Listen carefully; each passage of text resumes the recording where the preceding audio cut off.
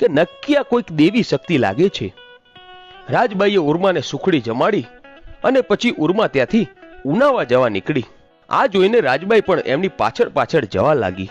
આ જોઈ ઉર્મા બોલી કે બહેન, તું પાછી વળી જા, હું તો ઉનાવા થઈને કામરૂ દેશ વિદ્યા ભણવા જાઉં છું. રાજબાઈ બોલ્યા કે બહેન, મને પણ તમારી સાથે લઈ જાઓ, હું પણ વિદ્યા ભણવા માંગુ છું. આપણે બંને બહેનો સાથે રહીશું. આમ ઉર્મા અને રાજબાઈ ઉનાવાના મીરા દાતારના દરગાહના દર્શન કરી કામરૂ દેશ જવા નીકળી પડ્યા. બંને જણા ચાલતા ચાલતા કામરૂ દેશ પહોંચ્યા. કામરૂ દેશમાં જગ વિખ્યાત એવી શિપ્રા નદીને કાંઠે એક ઘટાદાર વડનું ઝાડ હતું અને આ વડની નીચે ગોપીનાથ બાવાની મઢી હતી.